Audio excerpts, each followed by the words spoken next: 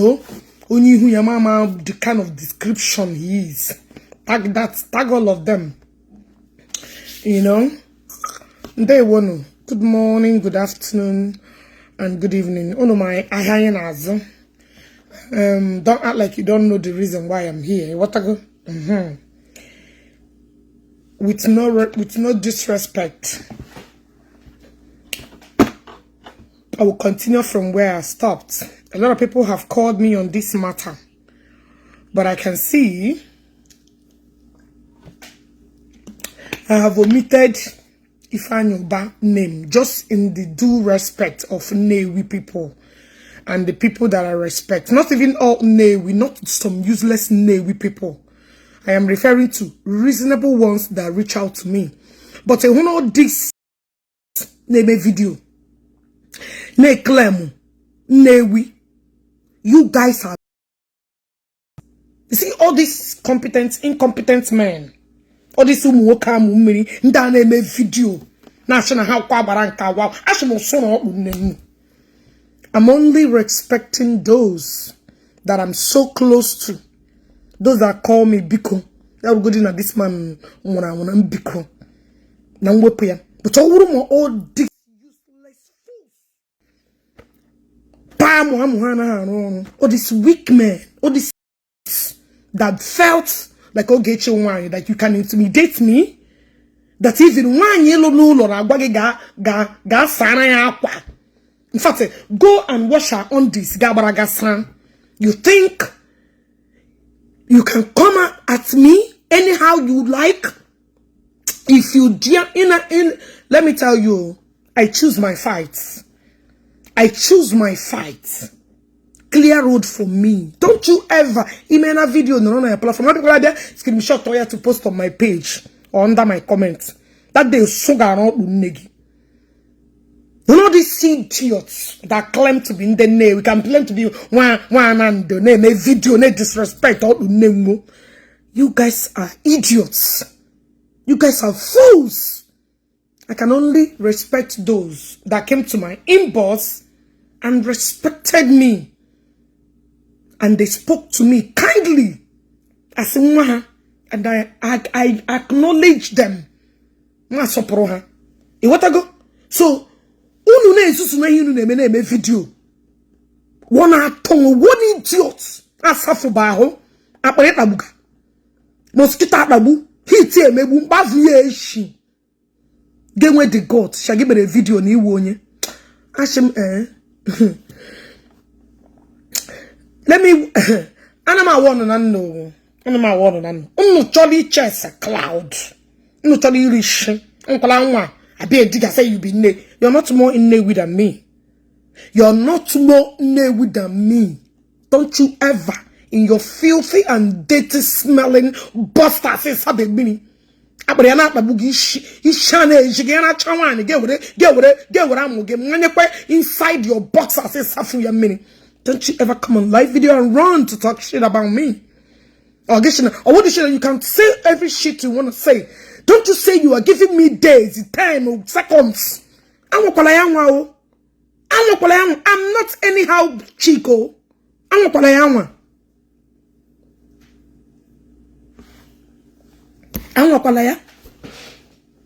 don't try it. Ine susuna na ankola program na juari na mena and giving you 14 days and giving you 7 days. Ya wuro wunu. I will maintain my stand though. I will be mentioning the names I mentioned earlier. But just because Ima Ashi enwere ihe na topo anu before na eri anu. Enwere ihe na topo anu before na eri anu. And Ashi enwere la somebody ga shigi oh makage. Nda oh makago. Uncle oh makago. Emerem jiri pasa. Cause say what you will you know this week when you got put a mouth plug ya. Put a me ya your game. Cause you're nobody. If you don't know how to, if your mother did not nurture you how to approach women, how to approach someone's wife, and you didn't go I'm single. Don't you know that I'm under a man? Whenever you want to dish out any statement, you pattern it in a way that you should not disrespect nobody. Ewonya huya na ana ha so mpari o. Ipari ya mama mpari ya gi. Sama mke mpari zunu na ebe ke mpari runu. We gonna pack one place. So guys, come and do this thing.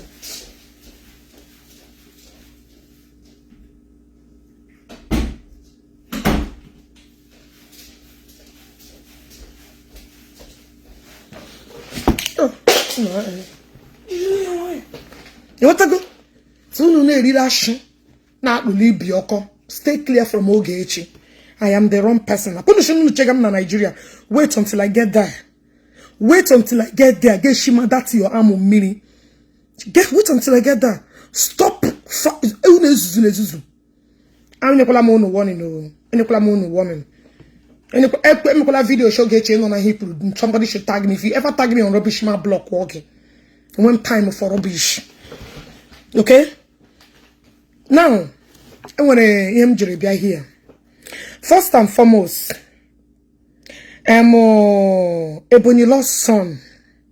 I've seen that small to go small. That was why you went and you brought out the Jpac. I'm coming to your own. But me booze or deal with Umar one day, it could get 500,000 to come and help you. Me booze or chango, where I can look to champ, once a pamu who docorone, me butchango, me jacka fumo. What a Ebony lost son, bleaching lost idiots. The most poverty confused idiot I have ever seen in my life. So because of the little water yesterday, Gejabu put a video that you covered little parts. How much I love Ebukobi and what I can do, whatever it takes. What I can do, whatever it takes, so to show somebody that is loyal. I am happy you brought that video. I'm happy you covered that part. Now, let me play the video you're showing people. That's to show you how loyal that I am, that I'm not a betrayer. When I'm with you forever. That to show loyalty. Thank God you were there as an example that I'm not you or Jpac. People that can give up in a minute. That is how far I can go to prove to love Madonna. Did you get it? Okay, now let's go there. Jpac. Hey man, you don't understand what you ijiraka bi onwegi. You don't understand the game when I get agba here. PC game we. I should get no elu okpo nwan ege like this amu adage. I ga no elu amu nwan ege. Inu olum amu adage. Izuwa bekwa views o. I ga zugide views for people to watch you. I don't get time. And when time for rubbish look at somebody. No 1.5. After you get out from that your live video, 60 to 80k or even 50,000.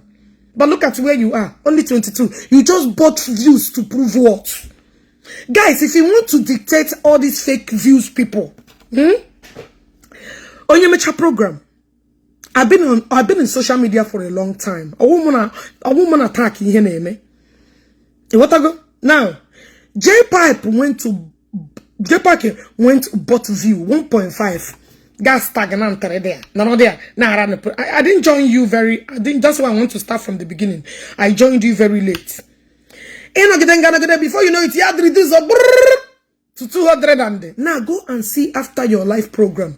You are only on 22k for only 1.5 views. You know they do so moon. Make una know they deceive on ourselves. Go and check program at home 1k now any day. People be adamo in can basara story. Is how many days?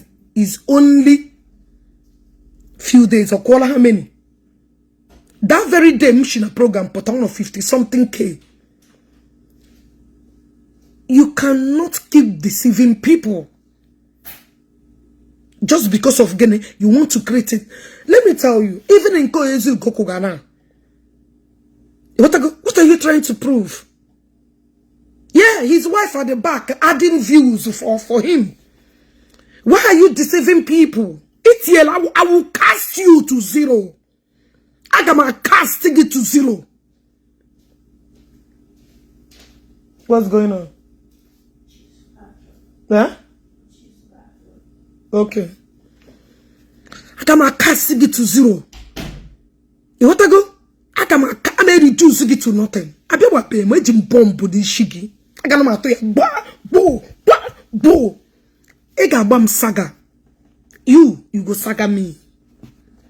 So all this, you and your useless wife, that are showered, that prostitute the way you marry kid for house, that are corner, that are more even dangerous than you, but people don't know. Don't worry, she will showcase her attitude. I overheard her when I joined you, because I joined you very late. People 10,000, yeah, but again, why would you give it to them? Get the cover her up. She's a demon. That your wife is a demon. She only pretending for social media. She's a demon. Now we get a chance. Gaga nazo. I will banang everything inside. Yeah, you're okay. Your phone is here.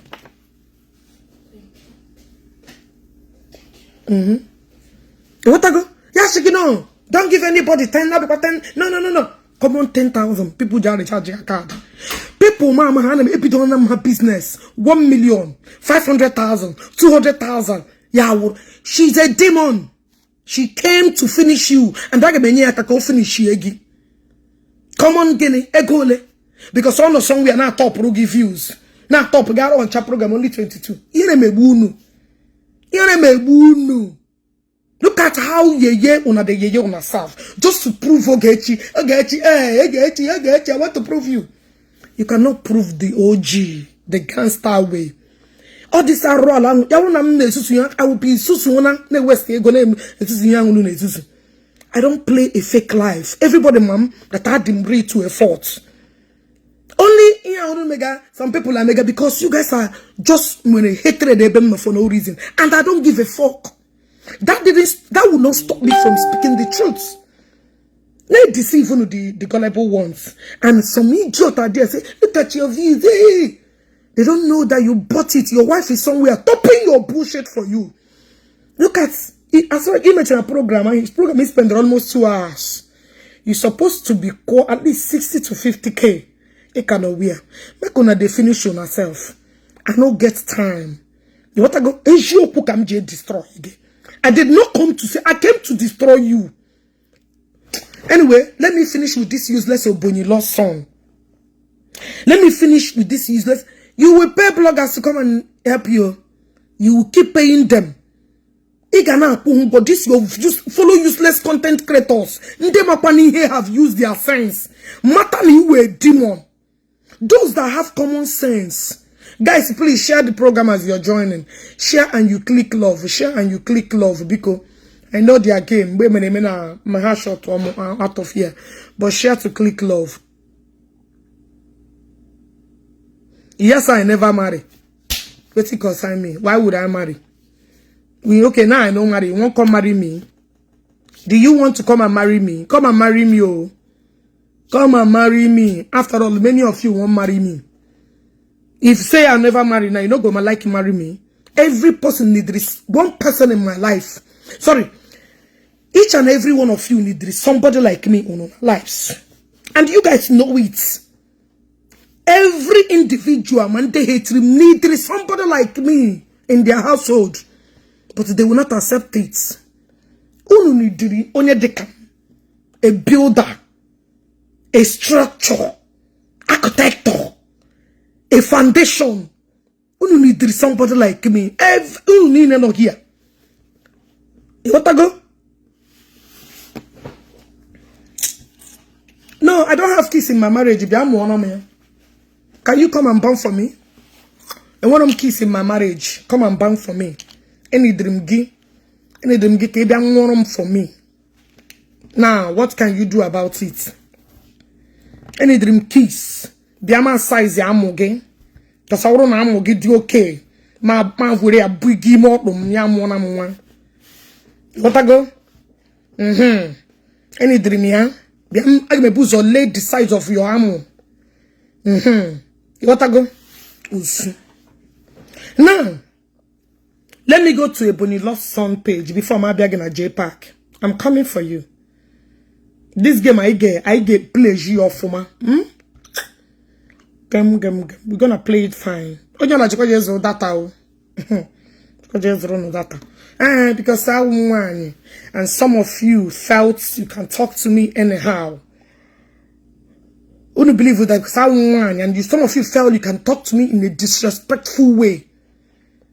You want to go? And you think I will accept it? Hell fucking no. Jamanu Mwanya who no step on their toe, not Ogechi. I am not like that. Now let me go to a Bonnie Lost Son. A Bonnie Lost Bleaching Son. Let me go to your platform. I want to see the video. Today, if what's come to us,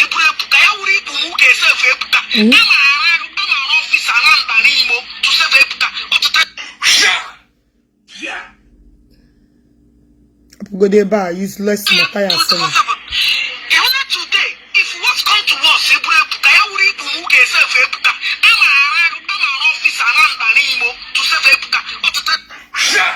Now listen, Bonnie Lost Son. Yes. Do you want me to repeat it again? That's the kind of love when evangelist Ebukobino. That is the level. Undiluted love.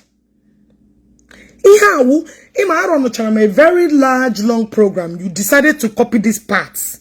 And I don't know what you're trying to incinerate. Or we putaya. That is the love. I don't pretend when I love you. I love from my heart. And when I hate you with bomb. Yes, I don't pretend. I don't pretend when I fall in love. And love you not. You know, I'm going to defend that to tell you how much I love him. My life is a very straightforward one. Muna geku, mama na muna geku iga ishime mo. Ma poroge na asun upuga geru na ya. I don't fake love. And when onyama that anabe ebuko be problem nishi. That's to tell you the kind of person I am. Yes. I'm over 3 hours video. You copied that part just to prove again. You're a very hopeless thing. You can't even fight for your own rights. You can't even stand to fight for your own. When Jpac brought out, when Jpac was giving us information how to capture one number by this time, because you don't have anybody. You do not have anybody. You are from a very poor background. Nobody, all this. And they but they not go show face. Cause when I touch, kelechi neken nage. Na daddy just for shaku cool down. It carry no see, but obibe kwa o, obibe kwa. Ashi gene oka hejebu wanketa. Oka hejebu wanketa. I love to an extent that I even give you my life. But any day you betray that love, that's the end of me and you. I don't pretend. I would rather I am cold or I am hot. I am not you. I am not Jpac. That's it. Because of undomen ala share our video mo, then I have to join woman ala join oka. Hell no. I don't eat them gerima the shoes. You and Jpac are the same. You guys are fools. I cannot be Mugaleba. I cannot be ex-convict. Ex-convict, Governor Nyoshi. You know, you actually yokurun ambaton baka wejoku. All of a sudden, Nyoku's in Makambaka was here joku. Ya turn instantly. I cannot be Muokamumri like all of you. That is why I said, Onyo Wola got you with somebody like me. I don't betray. People wanna have them on your actually putaya jogging a betrayal. Only if you start betraying me, yes, then I will. I'm a man share. I don't want idiot. Wanna shower question Lordi. Jugi unea. Whether more would this time Jpac potaraku na my father purumu. Why would I tackle it? Na Thunder Bob Woki went to tell me when to fight my fight. Iwonyara. I won't get that is out of age. Umokena charge and one don't poor again. He put on Facebook, beko, barangede. A shim gedi gitagina, bia jamage, in a cholo. Giga one went to start to fight my fight. Giga one time and date to fight my fight. Ene lula hundi bone kuna awumbo obruko Japon. Are you mad? So you expect me in Bahu Jpac that I should come and tackle him? Eh? You know who hundi bona to get no wumbo obruko Japon. You know they hear him? So you think I'm not an Igbo woman and I don't know my left and right? In a jomo or wako America. Omeri ibu negi. Only did den negi punashi. Chineke borogoku. Let your father me bro soon negi mo wo soon nagepota. Then mahuka you get forget ya so easy. Ga pota mem kuye kule no wa. Nam chikura repu omu. Nam chikura bomo ono. Na a bit of propaganda. Na lo kwa mama alo. Na to wari mami me songya. All this propaganda came from Jpac. Yeah, I carry everywhere. Some gullible idiots believe where Jpac mama home from nne, ama home from nna. I hope I'm Jpac before. Jpac said, okay, na putara bam pam wo where on rock on a madon. Mpam jikura bomo onum jijuwa. Onye mpaya burono on a help dia with the document ya den oboda. Onye mpaya burono ga cho sources of dia. Here with the documents of just support to go to na military. Where did all this propaganda just to damage Ogechi? Just to damage my reputation. This thing I know today. Okay, I on social media. Nam jikura repu mu. Nam jikura potashe bam nam wo. Oh na onro kona mado. Kombem dentro. Some idiots believe where Makopa ne chembem ge bere giga. Some people are now bam dates and men that I should come and son my revenge. Or would that day Osama bin Laden born in America, or the day America destroy? How many years he had no guy targeted to destroy that place? In a bam or wam we tonta babu kwegi.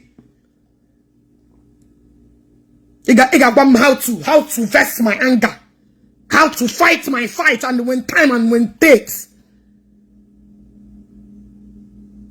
In a baby puten namo until entire your family from A to Z. And when they will common nurse with a bachelor, more or less of my daddy with a 3 set of PhD in Oboda and Dr. Gabe Buria with all manner of lies. And you want to tell me how to fight my fight, who to include and not who to include? Una de mad, una de mad. Una de freaking mad. Make una deal with una problem. How una go deal amo?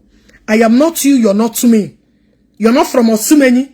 You're not from my compound. You're not Okeke. You're not Omaramu. You're nobody.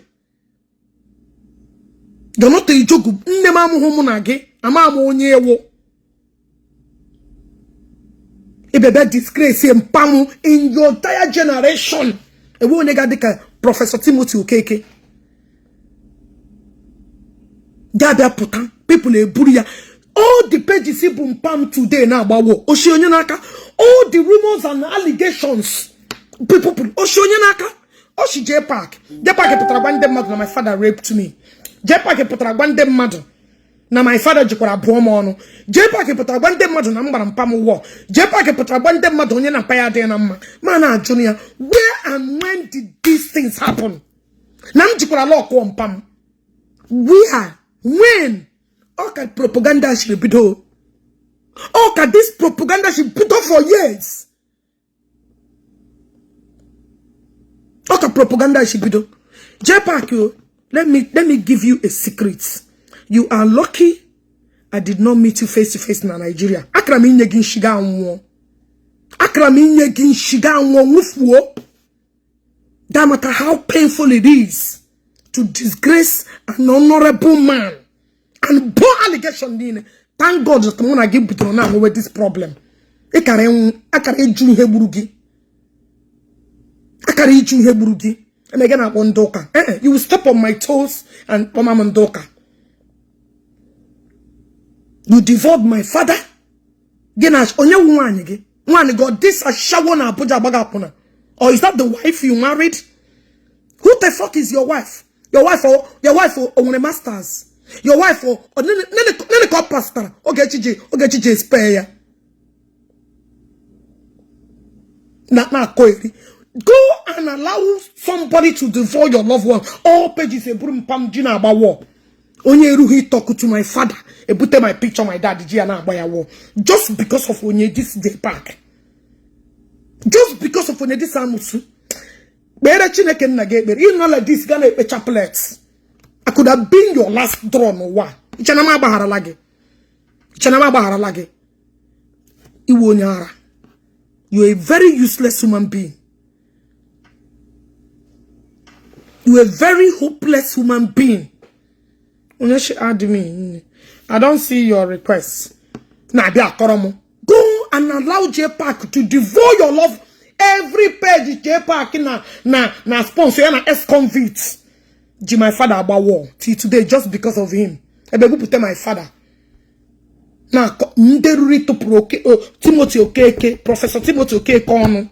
Manderu he to priono. I be put my father.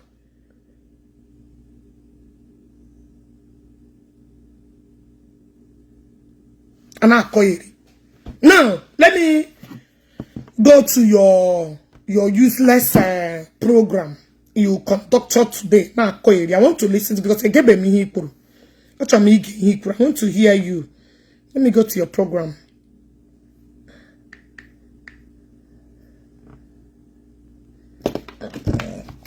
Then as views, why is the all one number one? All number one. Look at the disgrace you gave yourself today. Man, I'm not gonna the game for a long time. I'll be opening people's eyes so they will know how useless you are. Man, we are now top will give you. Look at after program. Look at the mess you made to yourself. No, Zuzu Areno. Gonna the Zuzu. I'm up on my network. Okay, you join you. Who is this? I cannot add the amount money. I get on a program today because I want to hear what you said. Can I page in on a corrobishan? Chinona. Idiot, some content we are giving you views, we are giving you followers. So because I'm giving Jpac followers, I will not say the truth. All of you are useless. All of you guys are hopeless. He don't know he can't even defend it because he knew he committed the crime. He can't even be proud to stand and defend. Because any guy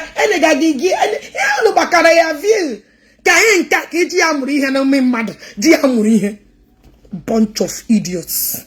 Dala. Because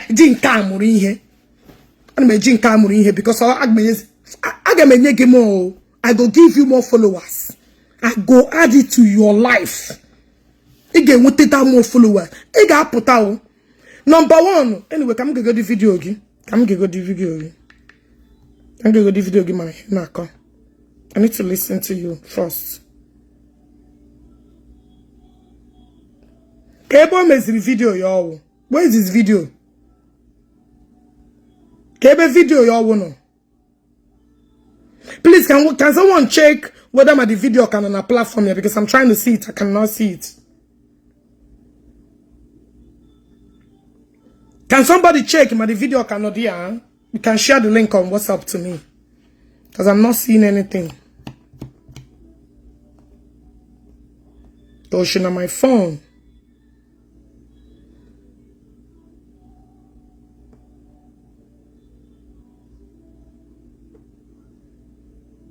That's what I'm saying. I'm looking for it. The thing's so cool today. You want another page, you want.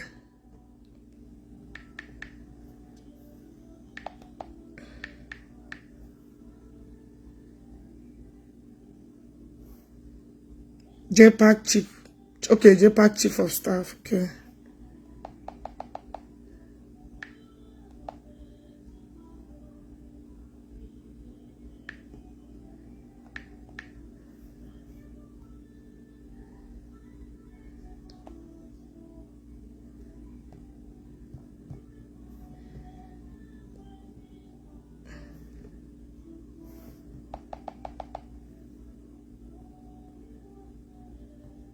Okay.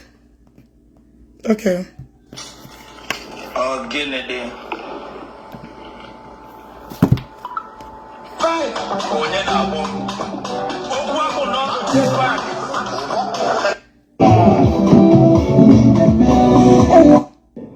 And they clear, Bamo, which egg and they clear. Which egg and they clear. First and foremost, I'm telling you the people that matters first. How do we make Igbo Southeast content creators, Igbo bloggers, Southeast? In fact, there is this one unique thing about Igbo, which I must have to confess. More especially my colleagues, them. How many virgin oil did you? Oh, God bless you. Oh, wow. Wow.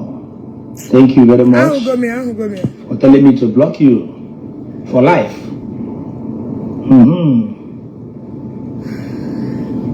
Yeah, just bring up that comment. I love it. Baby oil, thank you. Can block all each and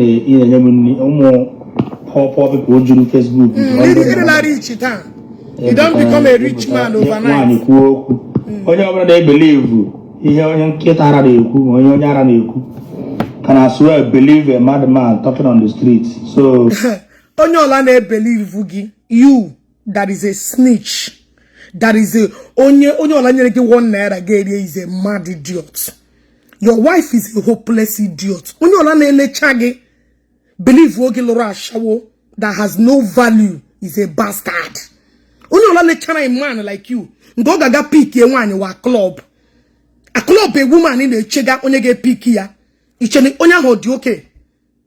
Upon all the responsible women gonna have three. The only place you could end the club, the one gets on a pants. A chega another man get pick here. Are you not a hopeless idiot? At this modern age, and easy, people easy, they get on a club. Even that day, one again, if we have a Tanaba, they're gonna have one, Emma, they're gonna have that day. Jizira get one, the Guarameano. A useless, hopeless man like you. Runa club. Where did you meet that shower you kept in the house? Imitirianole. A boss on a panta gaga. Onega boya ladder night. As her normal routine. Come and swear with your life if I lie against you. Hold on, let me send this idiot out of here. Okay, let me choma again. Eh? The day imitri one again, I put another man he pick you up. That does sunane pante. No, not club. Is it not where you met her? Eh? Onyara. Your wife is more than useless, Onyara, and hopeless and a shower at the same time. I am not a prostitute. I won't shower like that idiot you kept in the house. You picked in the club. He began I got church, got pick the wife.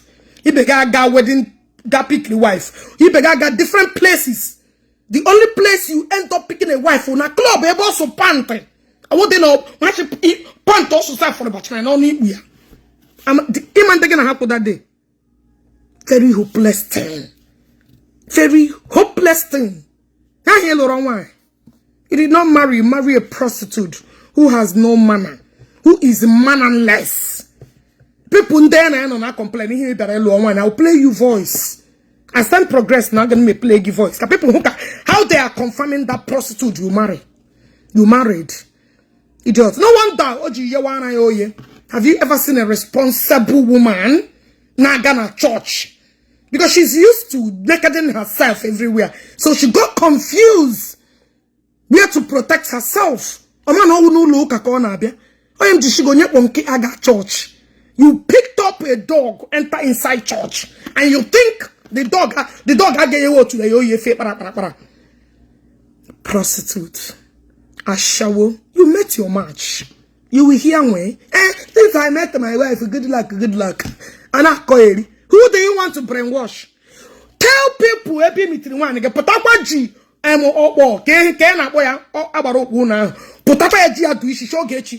I ever meet my wife in the club, if I'm lying against you, that another man get picky in a club. Don't worry.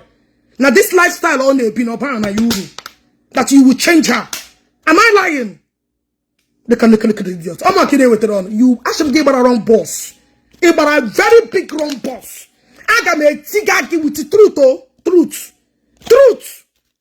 I got me tigag and I come to that's woman I get about this blue app. I'm a doku up one again, Doputaya, and I'm also the Jinjim. Oh, the wife mentioned me in my live video. Let me listen. As long as you can believe that Onyara. But you believed me once. You was with me. You was begging for this Onyara to Terenu. The same Onyara came up at name boss. You for me to beg to feed you. The same Onyara. Guys, let's listen. The same Onyara. Wait. I'm just my saving information. Chere? Oh, this thing if I believe frozen now because the same Onyara can ario biko to go and beg akon. The same Onyara gain any information how to destroy your fellow content creators. Okay, when you after the morning, I made this. I got my patoya. I got my potash. What tala your mood open? She says she's. Wait. When he believe in what? Okay. I blame one and gave Maria Chinya clutches brand new clutches, second Odigo Hill. He believe will come back. The same ever actually clutches here look at Potara testify and Burugamuma. Now when they kidnapper Chori Bugi. Now Burugamuma, now when they kidnapper after prophet, after evangelist Ebuko Hochana that time. Nothing. Nande kidnapper now you escape those kidnappers. Or the same place as every your filthy life. I wish Chineke could have closed it a wola gichefuogi. Because I uri because uri we the same place actually look clutches yelu. Kena your biko. Please, I want to see Ebukobi. Please, Obam Kamu Ebukobi. Because of Akko the wise. Akumane Badia. Nega na Western number. Nigga, no extra connection. The same place, somebody gonna Sarafik everywhere. The same place, Kigaga, but boy, who got go or the same. You're very hopeless. You are very hopeless, and I will keep telling people the truth. It doesn't matter who I'll be blocking work. Oh yeah, zero. You want to go? The same place, Kishina Hono go. Nda kidnap Ebu Hugi. All this Jpac. Agamala Yagema. I my chegam get chega. And na one give Moku. For where? For where? Wait, King that Onyara. King that Onyara. Chere?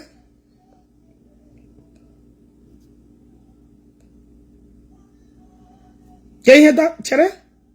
Guys, listen. Where is my saving place? Let me save records. How to feed your fucked up life. Get until Good evening from here. Oh, Jpac, because what's not to match on this and there evangelist Ebukobi. The same place actually close each other. Okay, now you can send their voice notes. Kirieri.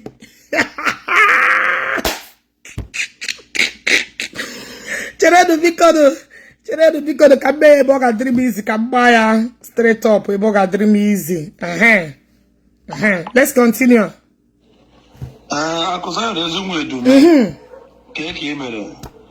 Good evening from here. In a big conjure indirectly. In game in my happy drop the money. The same because be touch quite again. I'm a boogie guy one of this blew up. As eyes of the gods. You're touching the wrong place. Before. But I only give me cheerfully to do the business and I'm bagare. I went on February 4th this year. Even they defend the minister. I don't could share accounts in Jpac chief of staff name February. And the post 2 minutes you could share post. Guys, share this program next time now. How about it? Share and keep sharing. Click love and like and now share because ma onye obodo all those time. Oh, the post in defending of ministry. Facebook will strike him. Since that time, we rule now the year. But February, March, April, 3 months, May, 4 months. Men accounts already disabled. Now it's a red, not even yellow. But no yellow, no warning, no red. Live video. Still, the monetization is out. Just because any video, Jpac post to a post room, or any video post to a post to, Man, I still say I'm going to say, how far? Can you say, you send the other, they were abroad and the corner, even in case you go pay. Those share criminals. 2 criminals. But don't remind now. Previous month, page have come once to once, as poor as the page may be. You know, 2 million naira a month. Now that's has come once to once. $2 million out of $2,000. That's the man that month on your eye. Other months about 3, 4. So, page where he see brought up CPR, even they defend the ministry. And nothing show up more than anything. I will not $2 million can name the page name February, March, April, May, 8 million naira just gone. When I take page you see now revive still my 4 accounts will get them monetized. Hanging category, the request that depending a Meta app. So also my backups accounts on time they use more Mr. Jpac comedy. But he had 130,000 followers before build the year.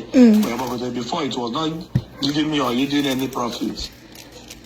You watch here, if I don't make post anything called ministry because all destroy your account. All destroy my account. I didn't make post anything called ministry, church. Whatever, or men are not. Let me post with it. When we go my account to disable. And the woman account to disable, we go to hit the second office. Oh, yeah, I never died. I don't want to go for property. Go we push you. Yeah, we bought the Arabia scam one day Zion. Yeah, we bought the Arabia scam one day Zion. In the name of an apostle, page Yaga read. Oh, got 3 pages. Only 3 pages. You watch or a bapple. Come on, go one them mother that you are hungry. You need money. A planning a wedding again. Before help you. Now this is not a Joe Shimbiao. Omana ko aboraba. Baby batego. I could don't face you road streets. I could don't face you road streets become normal again. Kebere saishi. If you know, did you take me voice note too? Because of all my God na kowo rugged himself. Yes, send the aramuya.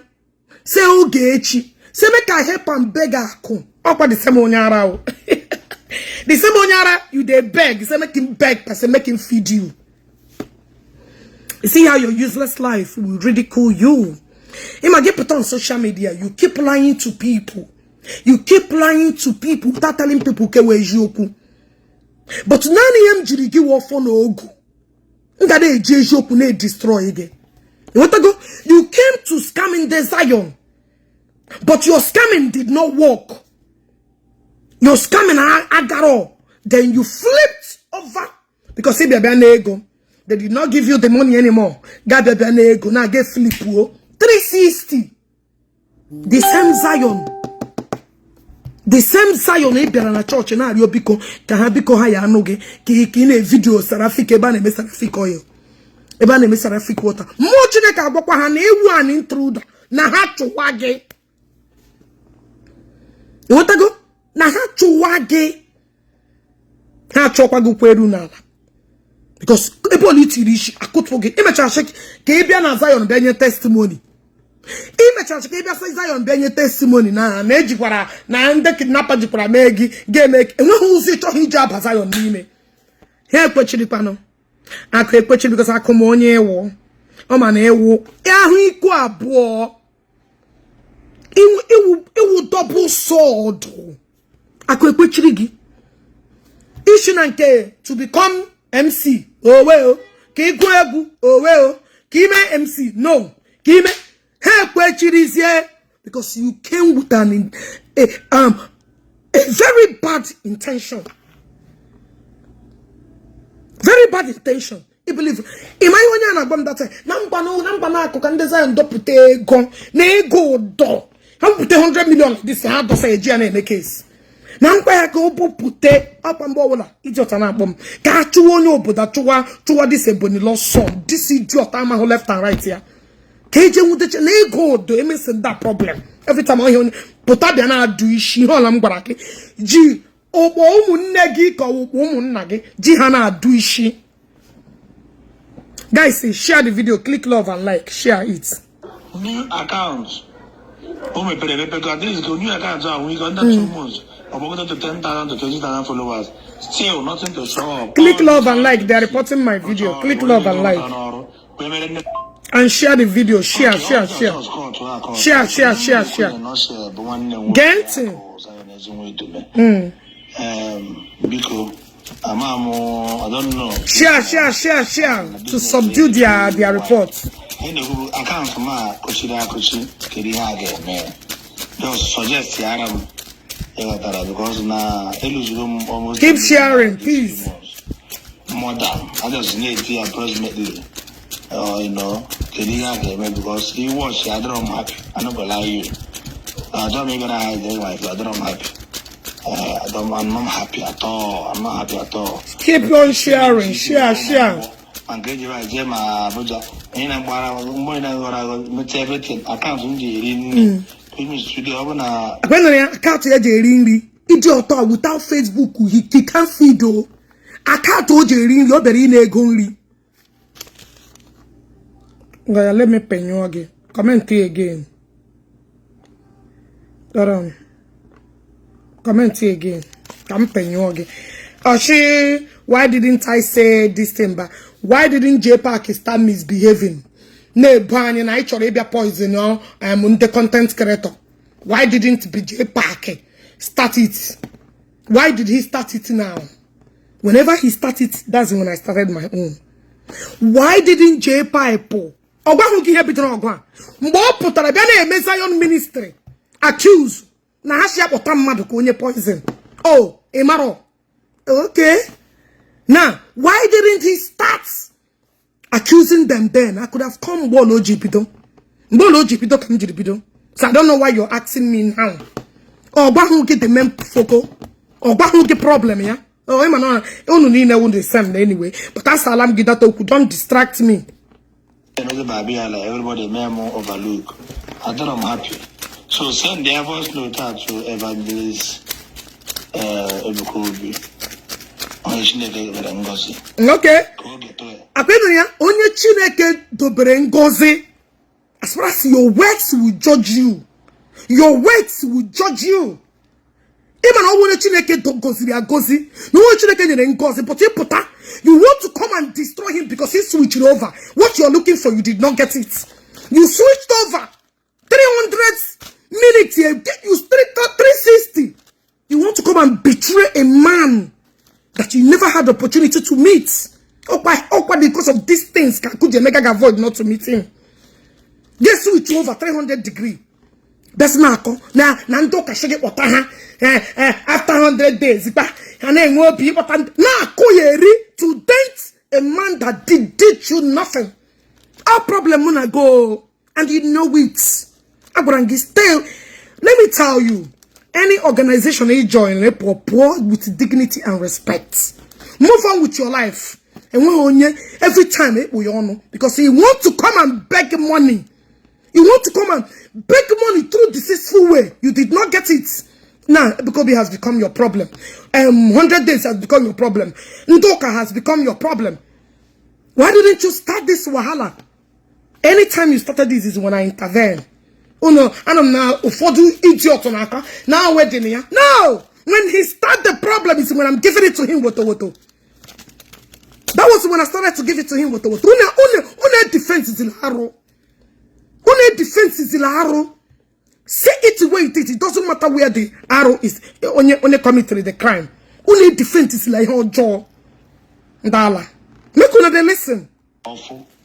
But now, the reason why I don't know online about when I get in there, now I can't more the disabled and the other on my injury in Nama no I thought about Nama motor. In Amia, Nam Galuan, the tower, but obviously, Bena de Goja, who wish you one.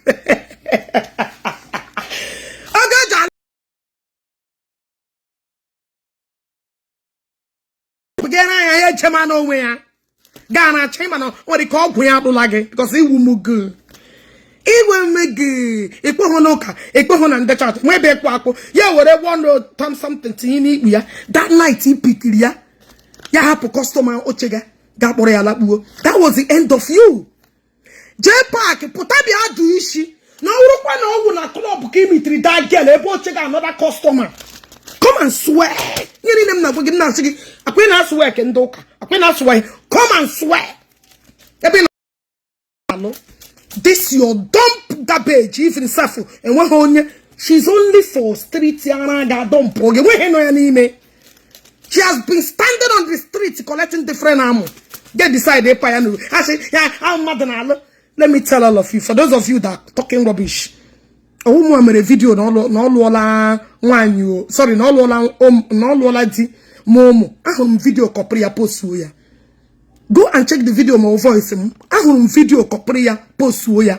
So anything put against Jpac, I will copy it and post it. When I am on a war.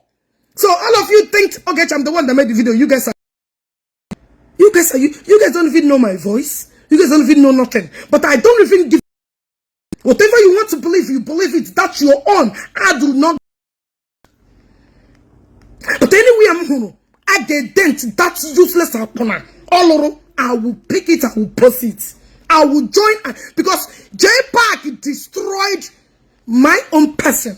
So anyhow, anywhere, whatever it come, I don't. So all of you where they talking on a business. The video, but you not go pursue me. Where post them? Maybe the wahala.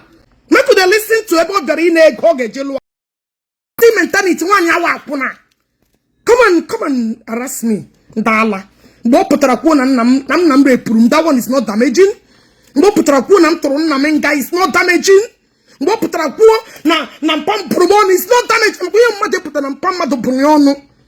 Oh, those ones are not damaging. As in take with them, Osuna Chapo Unine. Also, Ebona Chohi bed the rightfully. This woman and Jpac and 1 year continue. Until then, Bitoku and Kewe Joku. But then we figure out how to. But Ebona Shin how wash it. No, I get a Punkewe Joku. This war start continue. Dala. Because I will get you. And you don't want to put up your straight face and say the truth. And you think I will let go? Now lie you until you guys start telling him to do the right thing. Oh my young way peace. Some of you say happy Jpac when my father died, did he allow me to mourn my father before he blew picture? Oh, so you thought I will go through pain and Jpac will not face the same pain? When Jpac brought out my father, a minute in Pamuno. The whoop on your Jpac blew my picture, my father put on. So Jpac did not even allow Bunegodiana Naibe or sorry, Bunegodiana Montuary. Hell no. A man he just sold on the lorry and Jpac that would organize to take the picture and brought it out. And that one is good enough for now. When I never see anything. Jpac, I gonna go. I'm not getting more. I'm getting up a friend anymore. I'm looking up a friend anymore. Okay. Not what was shower. Oh, you're not to touch. Okay, get up a friend there. in a peace in order, and when peace in nam, get pomo different lies, Nampam Jukra Repomo, Nampam Jukra Bromono, Namamo, Mama, na Chopo, Mama Chopo, name it, and who the lies in on what?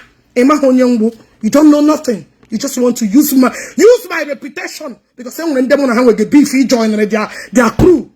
You join Palace of Justice and you decided to be each or each may grow your page and you think hell no. I won't mind him somebody here God got there for you. Oh, they can get you for China and the person will come when you don't expect it. Ndala.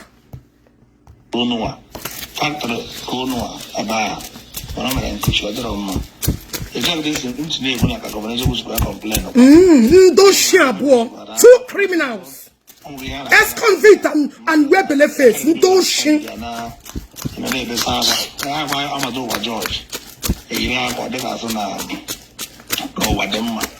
But you want everyone to know what he or she is passing through. Thank you. Get you working on your shit. And I scam on them mother. I heard you near 500,000 ex-convict apota. While the ex-convict never need auto one you. Ex-convict with their petrol. Cheme Junior, Chereno. Oh, Chereno me Junior. Ebo no na they auto our women. Cheme Junior. He's the patron where they are selling our women Igbo. So you they defend everything. You cannot defend our women Igbo. You they defend everything. You cannot take your mind and say, "Oh yeah, name all these things. Why are you busy sharing women nude?" Get a voice note. Listen here, plan again. This coming December. Gente. I will ex-convict with the patron. I am with the governor of Ebe different thing. This coming December. Dala. Chineke wo chapu na oku. Chineke wo unu ga hu aru. Una no go condemn am. Na ko Ogechi kono bere ikwu okwu. Amado ha magbuolu unu mu na unu. Don't call me. Anybody that calling me, don't call me.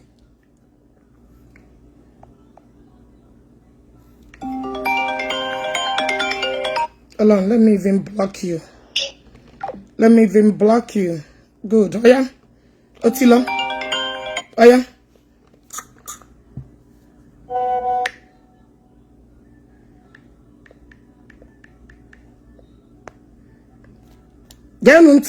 Where organize this coming December. Ex-convict with their patron. Oh yeah, with the leader. Nwanne mmadụ nke awụ nke anyị emere onwe anyị na nke anyị emere onwe anyị oge ma anyị agbara onwe anyị na ụbọchị anyị eme hangout ịghọta enwere video a na-evidio enwere phone eji ese anything ihe ahụ ihe anyị eme na room anọ na room ndị chọrọ ịgba the game akwụnye ha n'ọkụ a na-afụ ya anya ịghọta enwere phone enwere ebe abịa video bụ onye etinyere ya bụ ife na-arụ because ihe ahụ ahịa aṅụrị ka anyị bịa inwe here they are. So pant and bra very okay. Pant and bra a change. Click love and share. Make another report to my video. It's here in area Marco said. I will not survive for 3 minutes a year ago or the happy. I want not survive the 3 minutes I liquid go now. Okay. Don't try it in Yabo. But then we can a man bella, go face and down. Then I go come back that face. And auto, you could you. In a man, I got those auto, in a man, those auto, in a man, those auto, in a man. We'll make competition. A couple of 0 down. In a man. All right. Without that, one competition, how is in a man. Competition, how is good. Okay, where? In a man. Apart one Igbo aga ex-convict with their patron na the group apart one dosabo e were ihe tinye ha n'ime ọdụ gịnị ka ha na-etinye ha where they are selling our women destroying our women. But ex-convict put again I'm fighting for them, but you cannot fight for our women. You cannot fight for the arrow and the impunity you are committing using our women. in the name of game, in the name of competition. Kehunu na are ha n'ime ọdụ dia. Governor Onyoshi, kehunu na are ya n'ime ọdụ. The patron of Omapuna. Owonye gabia wolu no governor echi. This is a person, I will get just, you are a disgrace. You are a disgrace to everything that represents positivity. Look at it. Get voice note again. Now,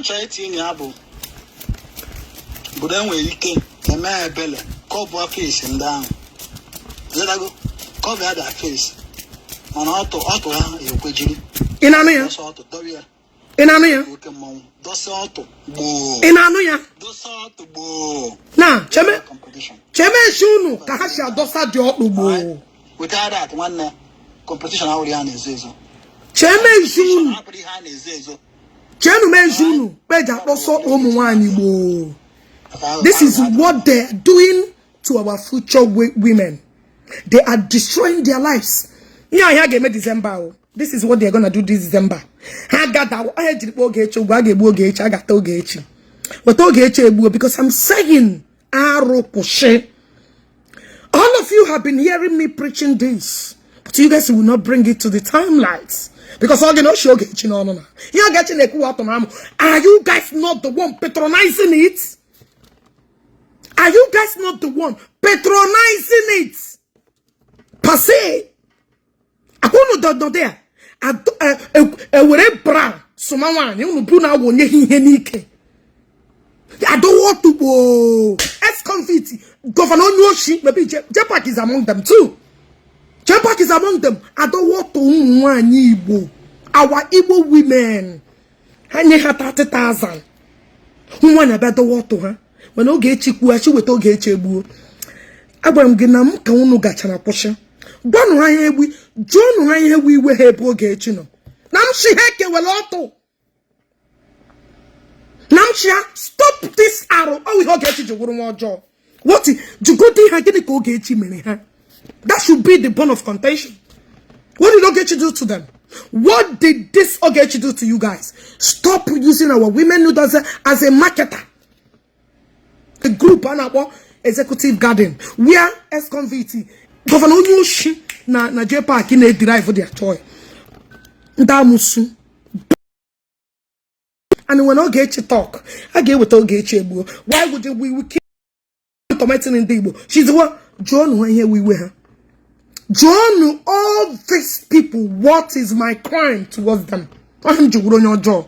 Oh, Ogechi Juguro jaw. Ogechi, we that's the help na share this video. Kana mepe more than sanya. Ne mepe munanya. Ne mepe new people that are joining. So they will avoid all these pages. Avoid all themselves who work Igbo. Some of them, not all. Because they were responsible Igbo men. Those that are respect. They are responsible. They will never see themselves in such group. Or in such none of them wish. Rather, they will condemn it. They will say Ogechi is using it to scam in Igbo. Ogechi is using it to scam in Igbo. That's all you will be hearing. None of them have ever used it, if not Ezugo. None of them have ever promoted this place. Yeah, get promote to what they will promote or where our women are being subjected to. Woman that's supposed to be your grandmother has been deceived by 30,000. While a woman that's supposed to be your grandmother can equally go and learn handwork. But no way self-respect. Come on, worker. No, they will not promote it. Why would they? Why would they promote it? I will get you, man. I will get you, man. Ogechi is doing it over on our job. We need to eradicate her, which is the problem. You want to go? Now let me listen. Yes, I'm very much here. Shall we? My normal way is that. I know send that papa. I don't send your papa. So I beg you.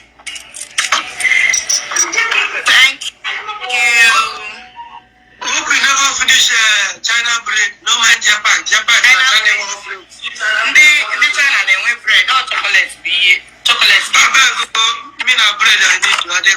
Lagos next week. I'm going to collect my bread.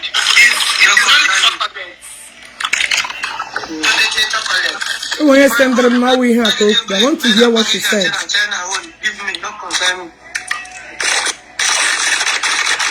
I'm nobody hoping. I don't even like chocolate, so they think not the pay me. I usually have to take, so I have enough time.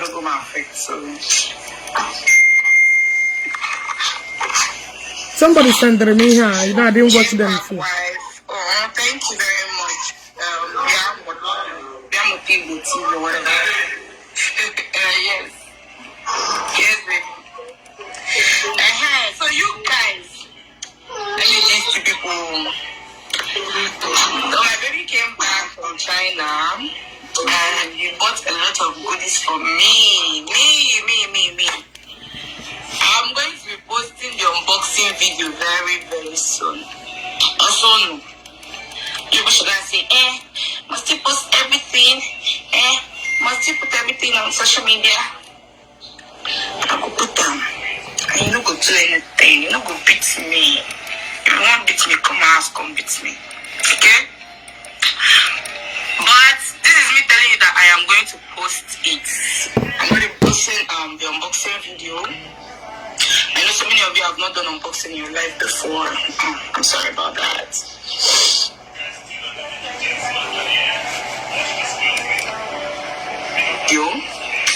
Later today, I'm still working on it, but I mean, my baby got a lot to make me happy, to appease me, because I couldn't make it to China with him. So yeah, that's it. So when I post it, don't come on my comments to tell me, I must put everything on social media, I must put everything on Facebook. My dear, I go put them on. I go put them, because it's not easy for your man to buy you a lot of goodies. A full box of goodies. A whole lot. Shoes, hair, bag, everything inside it. So you guys should expect it. Asodogu, yes. The real Asodogu. Not the Asodogus with the abroad and such as so at least, let me tell you, if I such an ika, I can gemma. If I not clean, I can gemma. Tegewu, iwere lamu, pagi don wegi, peri yon wegi. Na common piece of hotel ka kirigi club. Yes, Anama such a believe room ya. It's not easy. That is what we are making. OIJ make it go here. But it's quite unfortunate to disappoint you. That I am an RN. Agaram school. I'm not you. You. It's quite unfortunate. But after all, then I can I know you quick. Yeah, we did do one. But I can get mother claim that in on that in when I call where you find out on you a club chaser. That is a pro okay. That is why 24 hours in on all. You lie to this compound out illiterate and about Jpac. Then when I call, look at Onye Nalo. Look at your husband. Well, I'm not sure again. I'm not worried about. Yes, I ain't any chicken here, and that is what almost all of us name. And I did now no properties name investments. If it's not Facebook, where do you belong? You continue with talk, okay? That is what you do. But let me finish the listening to you.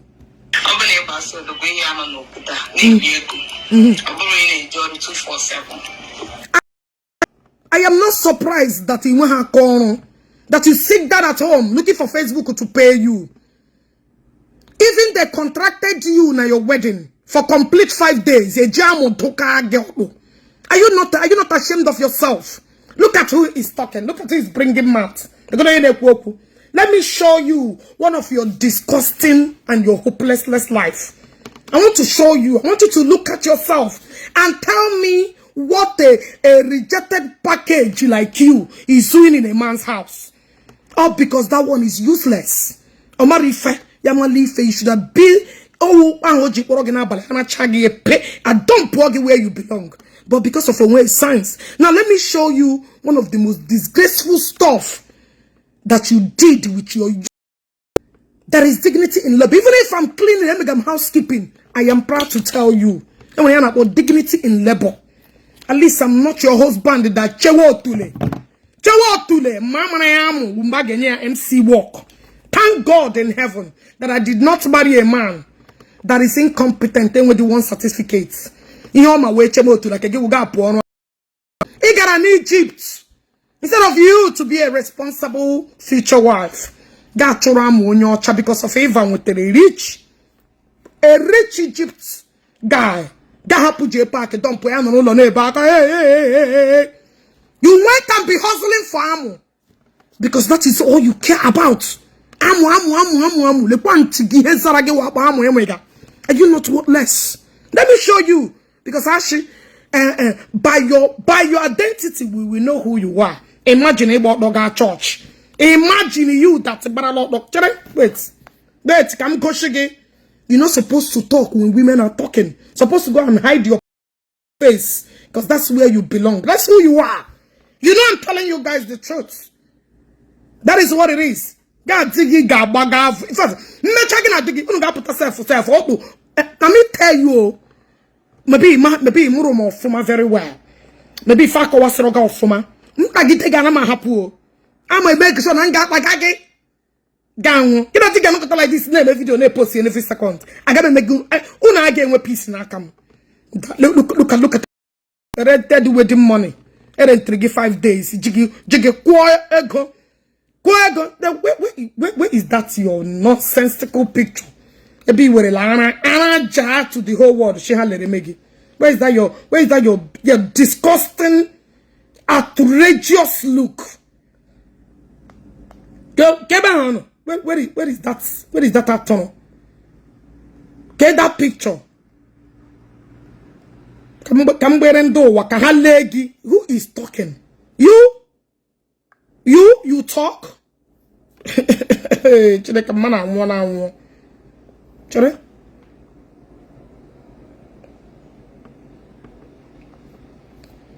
Get that picture.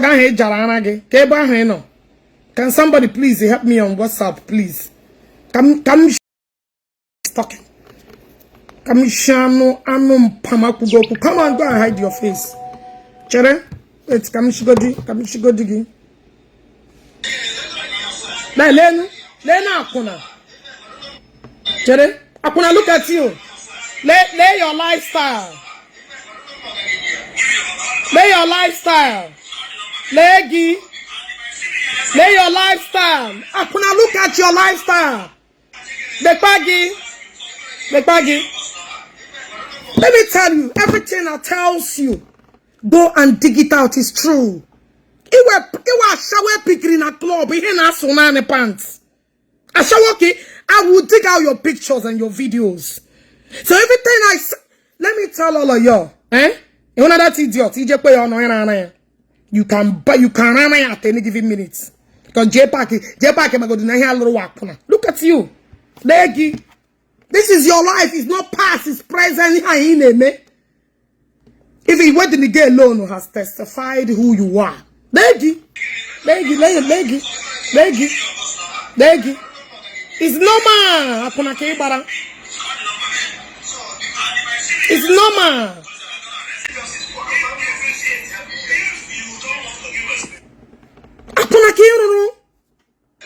This is who you are. This is you.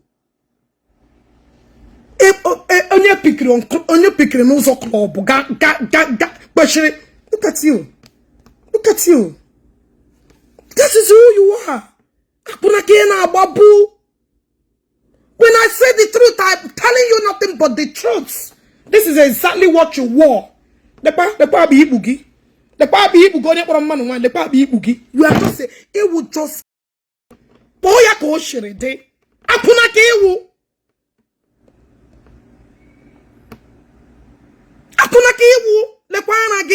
Ebe bogale the whole world. Iya ki na-emepu na TikTok. Ibara otogbo egwu. enye gị ego. Ịgbara ọtọ gba egwu enye gị ego. People thought I was lying.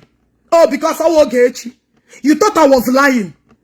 Here when you na hire na club every time and him na bagi the truth. The truth. That was why that time each this girl and the mother na bagi. Is it not the same one and you na get program bo. The baby ipugi ngo putaga le baby ipugi ana koyeri. E woman. Awonye putage ipuga nde na labate ka apata bari ego. You opened your mouth to talk. You that deceived that idiot. No, if you say you no get job. I would always so that TikTok. I download. I have to go and search. And I'm that child. Them money people want Jpac. People want Jpac and Jpac. Let me tell you. It's not that Jpac is not aware that one year wakuna. Jpac is that if I keep you in the house now, and you get a job as you climb, will you stop? She said yes. It's not like Omaho.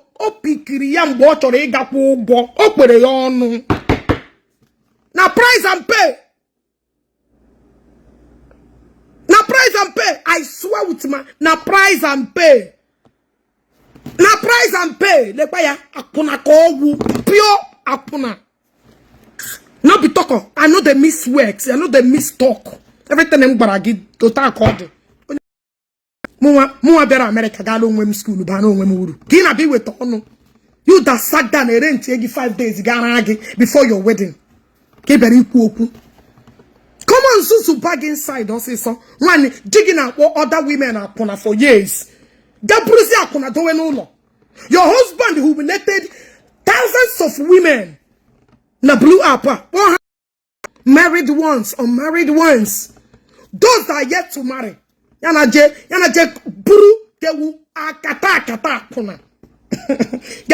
You talk. You were Teremono. Did you just open mouth and talk to me? You that is a piece of ammonia in the streets. That is all the public. That are open at any given minute, that naked herself in the presence of the whole world in the name of wedding. That is the Ashia me paraya. Guys, click love and like. I gotta report the video, man. Click love and like and share Facebook.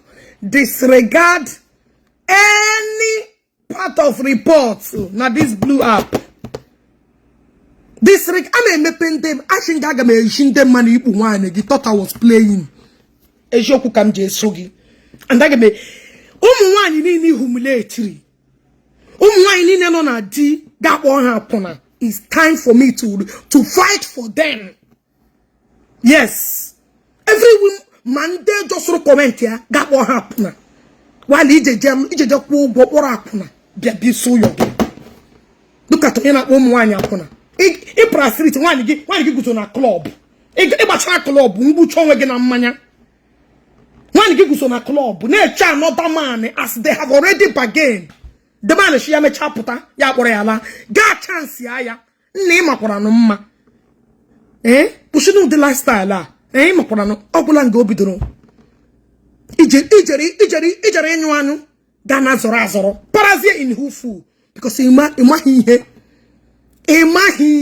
and when any reasonable woman that will end up with you, it's only the that you rented from club, from renting become your wife. Did she bring out for queen? Again on the street, I kuna come make money na name investment. When I jahere different men, Ibugi come name investment. Did open her mouth and speak? Did the local street akuna up and amusaranti ngome gamu talk to me? Oh, ili alone we go. Ngaki ili onwe gi. Now my hand, chere kambena burin dem made ugi. On gobri. You go out again and collect ammo. Ndeni ne friends ya ni ne Ghana buchegi. You are an easy access. And I give before weddings. So what's the big deal? Or after wedding kaga anagi. Or after wedding kaga anagi. You are just their property. Fagana collect again. Because how much that akuna ade mepe hanya so ya very easy. So when they want to collect your ogari very difficult. In a with on. When they in a with one. Let me even finish what you they talk. Let me even listen what you talk finish. Look at akuna. Kema bolande matter who you are. Ka people lekrigi. You like to eat? Ka people lekrigi. Chere? Wait. Ka people lekrigi here on TikTok. Owonya amarogi. Why are you deleting? Why are you deleting all your videos? Oh.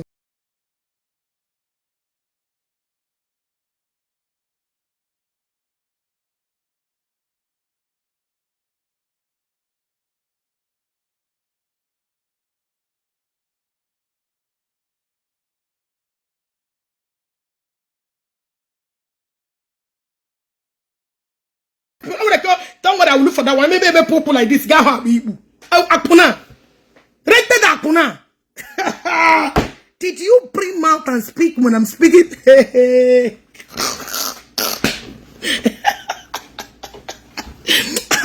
Mistake, it's even respond to me. Akuna every time. Don't worry, I will take gosh your baby Jaheba, idiot, Ibu public, Ibu no Wolajiri, mene Saraka. Ana Kosaraku say Giane me. Just recourse. Don't talk when women are talking. Even if today, say I am cleaning the grass, as far as I'm walking, there are dignity in labor. Instead of me to use my body to stand in all club na pucha. Or club na Lagos my guy me ye granot to say an area. That shows how respected I am. Yes. You want to go? That shows you how responsible I am. As far as I'm not a public distributor of all, I am contented. I'm okay. I'm okay. I don't know why you're trying to pretend. People have not brought out your life. People don't really know you. Okay, now, Mamara. People don't really know you. I'm not like this. I'm dig off for me. Mambana warning ya lulagi. Mambana warning ya or 1 year to throw na club okay ya no. No you feel where that say work na. Ya wuru hit la imi bugi. Ya na aka abali ahu na rapu brain. Okay mama rock. What machine so but I guess you got delete my those videos. That's why you deleted me but the man I capture a lot. The guy got deleted Victor Green when on TikTok. A man I capture a lot. Akuna. You that open your auto. Offer give a call. Keziana where? Keziana where fan page. Keziana where gonna holy page. Kahana where. One thing if you be a customer there. One thing. Not forget. How much are we begging and asking they carry on? And you're very responsible. Na chagea. Again, a big ya. Yes, people got more new. Hey, my brother get for a long time. I don't can dem matter new. Holy fan. Thank you. Only fan. Sorry. Only fan. Upfront. Hey, God remember of only fans. Nah, Koiri. Check and get channel, yeah. Check and get idiot. To buy you a lot of goods. Not the asodogus with the such as the working under the wine. Yes, I am him then.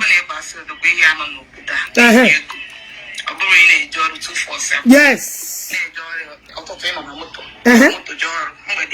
Yes. Moto negi na nagaga abali. Moto ihe niile gbara na shawe bata ho ya. We are not housewife. We are not. America is meant for men and women, not Ijiwuriti. So all you this life is a suit at home. Every guy say a picture. And we pray. From the day one I said it. That in when common sense. When you look at the government sense to get the empty. You cannot marry a street up. Ya jail give front. I saw the book and the dogumu were a dogumu doctor. Your husband then with this certificate. Your husband the age money naga. There's a bad content creator. You can't dare ever. Jpac Jpac will timbu. Ana oyanike on a timbu. Without him bending, nothing is coming. No contract, no money. Do you understand what I'm saying? Very soon now, my husband will complete a PhD here. And when who day in any crown do, una gano who day oh some aso dogu. About a man ponagaram school bano memuru. Ure moda mocha. They like a home cave. Kegemu ba mu ga dora for do. Ama madigina digonya na zo afu so. Hima, I'm fine. My face is fine. Look at your structure. Work on yourself. Go and start working on your miserable life. You're fine. Knocking it with Ron. When they send the gram your more of your naked more of your naked worthless life. When you for them can I want people to know you. I might be begging pretending. How many won you? The first time he meet with Jpac, get those who are here now to share. Get those who are here now. I may open up people in case in my nigga people was saga material. Say any day that was happy. Again, when no single dignity anymore. As far as Ogechi on this blew up. Akwa again. You got empty. You got that even comment section. You get one to talk because they will finish you. I'm only giving them material for your matter. I think people man on you that you know that you are just a club picker. One a club up or again. You know what I do? That's it. Nothing more, nothing less. You know, no law. Dig poor guy another man because it's your duty. Excuse you, I thought you told Jpac that you work in Abuja, that you have a job. I thought you told Jpac you have a job. So no more job. I saw the one no wonder. Pray to God that kidney failure digging a wish in the mother because he looks like somebody that is about even in my hypnosis the first hypnosis in first assessment. I have assessed your husband. I see the wish person kidney they visit him. He should start monitoring it because if anything happened to Jpac now, one day you will go back on the streets. You cannot build a man. You are just a useless idiot. You're not a builder. You are just a useless that were picked from the garbage. Can get child rubbish in Akwa.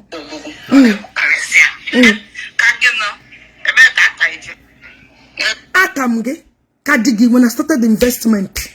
Digi kana ohike. Na chonye where MC job. When I started the investment, take on the club. Kana choma nega boge. It should go and ask history. Am I a rugged investor? Do you know he's a rugged investor? Because I won't happen like you. At the age of 19, can be to require my first million. I'm not hopeless like you. And when you get me now, how old are you? You don't pass almost getting to 30. Nothing to show off. You are depending on Otim Udigi. What did they on social media? What do you have? What qualification do you have? That get a digibia on a make content before you feed. Idiot. Akwa go ka to runu na wedding ka digije gawa China. Akwa go ka to runu na wedding without wedding no hope. Idiot akuru ego ejiri luo ya. Oni ne gather. Well, it was to a public consumption. At the regular everybody with a part of you to nyash. Everybody with a part of you to collect. Because no matter Igbo, anaha to ego alone. Go and verify. Anaha to ego alone. That is why now you're a property for all men. You're a property for everybody that contributed ego on your head. Did you feel me? Continue your job, AJ Manage. As a job, you're a property of all men. That is what you are. You are for everybody. That is why you are hopeless. That is why you wear brain. Where is the work you told your husband that it doesn't not do law? Content. Are you not a useless idiot? Content you can't even act. You can't put up a drama that will attract anybody. Without saga, nobody views you and your husband. You can't even, any content, you can't even contain and pain and nothing in your life. Nothing in your life is manageable. Manageable. And when we pay the Maya, and when we pay Shiketegi, and when he not getting me today, anybody can say, make a manage small. There is no manageable in your life. Nothing. Look at, with Rende you born. What the game on Joe here that rugged investor. I am a builder. I build, I restructure, I structure. I'm your entire generation with them on. The good idiots. Now need contribution and again a diggy. China. Oje me business. The content feeders. Dala. I'm going on Facebook on Akwa. Idiots. Come on, get your ass or say so. On show managama. Continue it. Because when ask him to come on the content. Content is creating you. You can't even give us something we will watch and say, oh, you are good at it. We're for dosons. We're fat. Bossions in Mubotu. Look at you. Everywhere. Doctor. I'm fine. Look at your wedding. Get the Johnny Kebu. We're get pressure. Despite the ghetto, the stomach refused to go inside. Have you ever seen me tie ghetto before in my life? Come on, Susu. Continue your job as Akuna.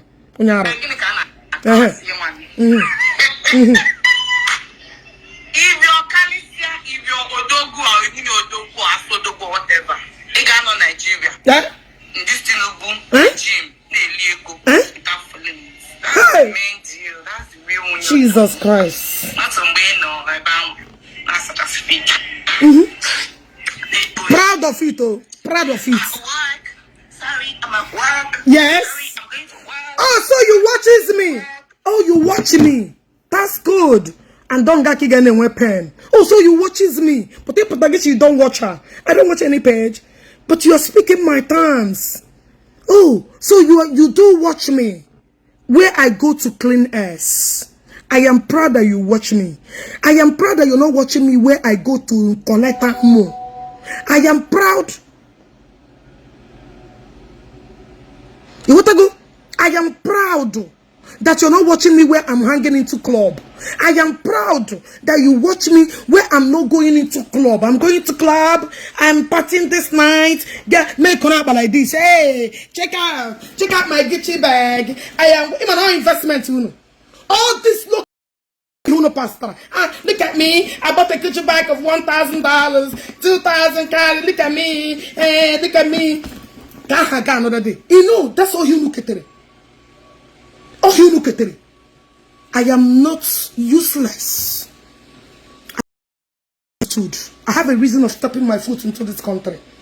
Even if I dey clean nash, I am proud to do it. Because everything I ask for, that's all you look at it. Look at me, my Gucci bag. I just bought a Gucci bag. Look at me. In more investment. My bag. Next day. How the one? Look at this. Look at my another bag. Look at my another. You know, this is their investment. None of them that show you look at a property of 100 million. For where? That job about me, you. Go on. You see all this rubbish you know me? That is where you belong. belong. Get protection. Hey, look at me. Go pray another one. Look at me. Oh my kids. Look at it. Is it designer? And then susumare. Then susumare. And when Kigajo, she showed me acres of lands. They cannot be proud to show you nothing. Oh, he had your ledger. Oh, investment. Look at my fake hair. Do I look like that? Have you ever seen me try to? I'm happy being a home where Ben na no ne clean nation. I didn't clean ya. You know my joy today. In whom me ben gaga club. In whom me ben be high hill. What give me club? I told you that I'm happy that you said it. Eben nona. My different Mercedes that worth almost 500 million naira. What are you? Those are the kind of things that inclination, those cars. You see how many cars I'm driving in this country? Go and ask anybody whether they are doing it. I can never be hopeless like you and your husband. If your husband can bend a couples of times, Gaia, best of the same feather flock together. And when you can see your intelligence. Actually, when you come before you meet a woman, convert with the woman, know the level of her brain.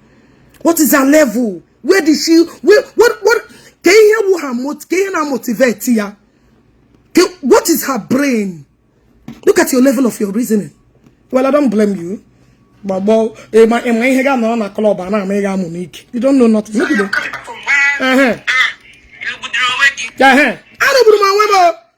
at least and I'll continue to know another turn. At least on my wedding. Yes, I know.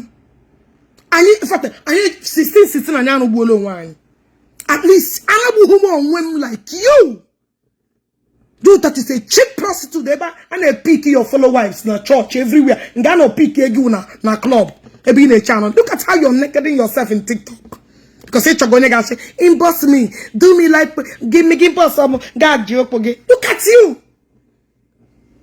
Akona. We but a responsible woman of mine. I don't here. We are not useless. And I Jpac again. Yes.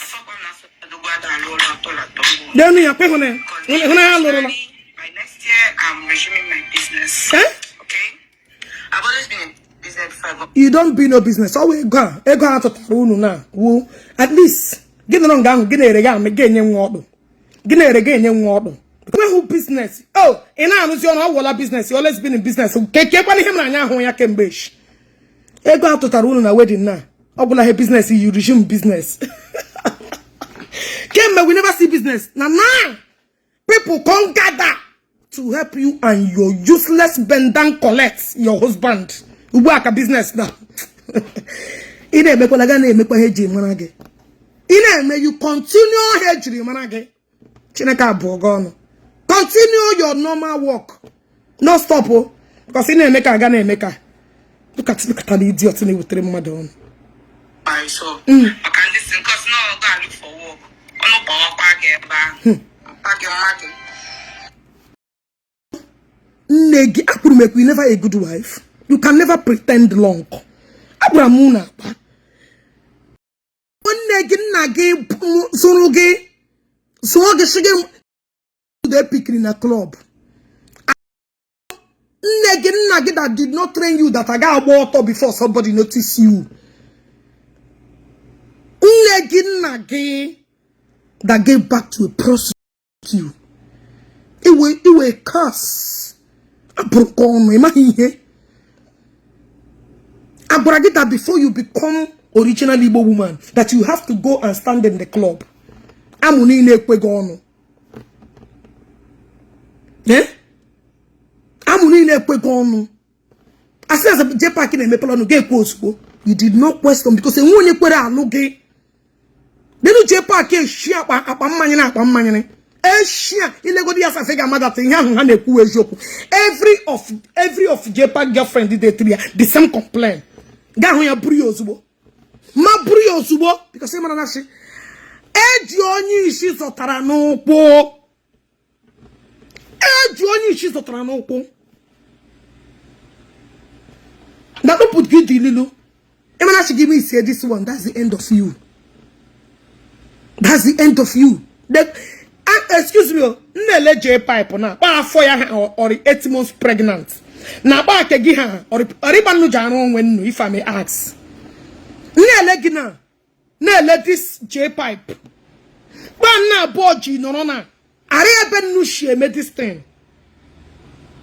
Also could amamu ke amamu chingom mwem no ni ma for call China. Amamu chingom bwingom pra ni ma for. Chinya yeah because on Nigeria egu free food ja no Jpac eh onye ma chingom mwem na yeah the papa for ya the papa ke gi ha get ni single lady we be him.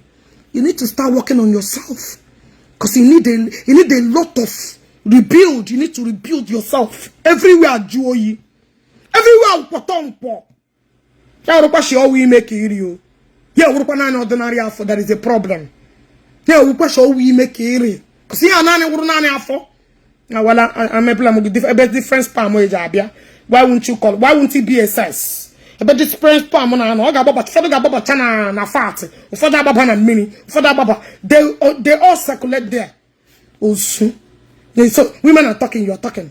So you never follow me. Thank God they watch me wear the cleaners. I know they club.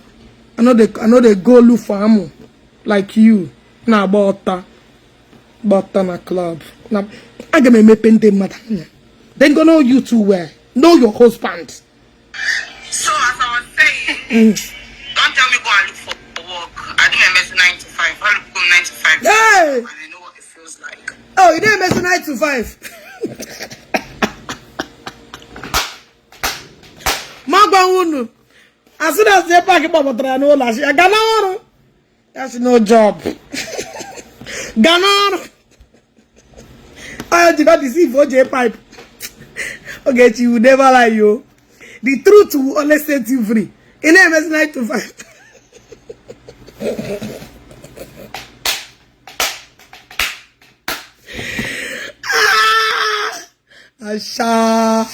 Ashe. Akuna. Look at you. Look at you. Abuja ni ne lagi. Idiot. You know with Raymond. Did this to me? Did this nobody talk to pain? Did this she talk to me? Did this Akuna open mouth and talk to me? Aye. Diela, but the gala lanka. The gala lanka. Akuna lenuginu. Look at you. Everywhere. Ponapon.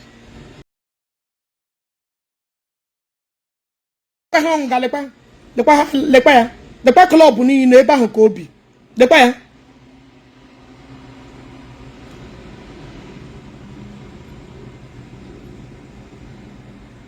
Lepa ya. Mbangbaru no ichara m na ato ashi. I know they lie.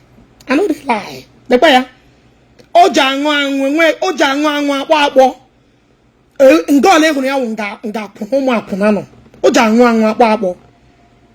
Lepa ya. Akuna. Lepa ya otule ye cho ya na agba panty na eji. Lepa ebe okpo shisha. Life of a pride. Life of a akuna. Ke yi genitere no wa. Life of a shit you.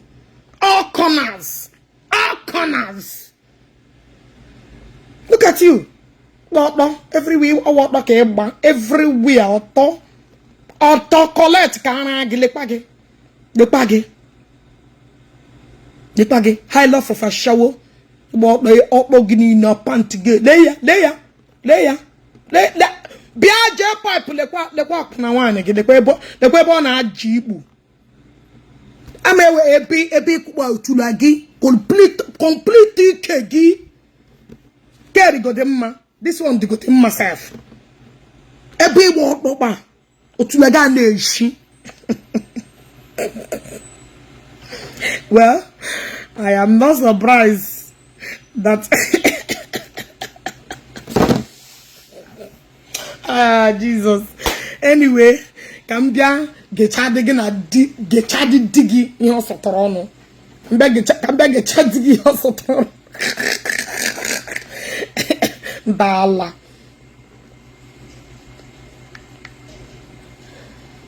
Dala. Ibia iwete. Chere? Ibia lecha. This one.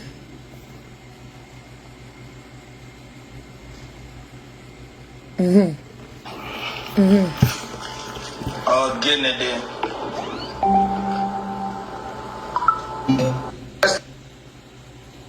I know brand new clutches. Okay, younger. Thank you. I'm not blocking Kamarota. I would like it. You know? Because you will block tire. I want to block. I want to bring that like 10 minutes to block people. Who gives a fuck? No, no, my answer I want time, and I don't matter how when they say I'm not all the home machines in post to in the area. Nana get the wrong wire. Nana get China. Nana get the wrong wire, and Nana get China. You know how useless you are. People got what of China, they be investment you don't pay. China. We have no business with you, whatever you're trying to get. What's it consign us? Okay, man game with than this begging your useless lifestyle. And I call you. You just and then when they upload of a better more time. You can block or drop or comments. Again, what time? Or just know that you don't. Me and you is going to hospital. Again, what time? Your comment not feed me. Okay. The comment to the bad, the comment to the good is not feeding me. Allow them now. Jpac clear the air. Which air? And they clear about which air can they clear? Okay.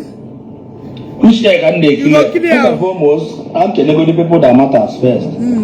Can we make any Igbo Southeast content creators, Igbo bloggers, Southeast? In fact, there is this one unique thing about the story, which I must have to confess.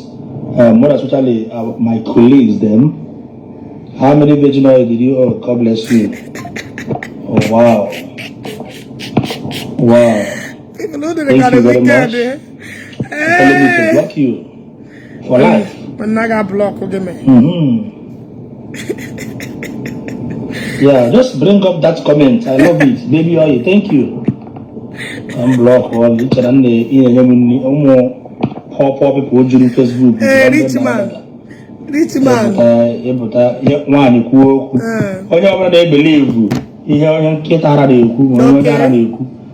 Can I swear believe a madman talking on the streets? So if only as long as you don't agree, you can believe that when he believe no what. Okay. But you won't believe me. Clutches, brand new clutches, saying that Odigo Hill. He believe, we'll come back, holy, hallelujah, Jesus, amen. Why wouldn't you believe nonsense coming out from a trash? Okay. At least I'm not a shower. Both in them, I find you, but I'm I'm so much disappointed that you were created. I'm disappointed that you were created was the first person if I never be the motor Toyota Corolla. That's all. Jpac, you will not manipulate in the brain here, me here. You will never manipulate people that reason. It could tell a problem, Gabriana. Stop calling people's name to Kukotalishi Madono. That is why Obonison is hopeless because of my brain. You will know with a brain. Or Kareha Progo. Anybody that want to come and save you is useless. Now, see how you want to manipulate people now. If you know me, bro. Now you told me the story. Stop looking for people that will come and fight your fights. You not go on again. I will fight it with you and your wife from today. Have you ever seen me calling anybody to come and fight for me? No. Same thing applicable to you. Stop calling Igbo credo. Stop calling people. You cause problem and you deal with it.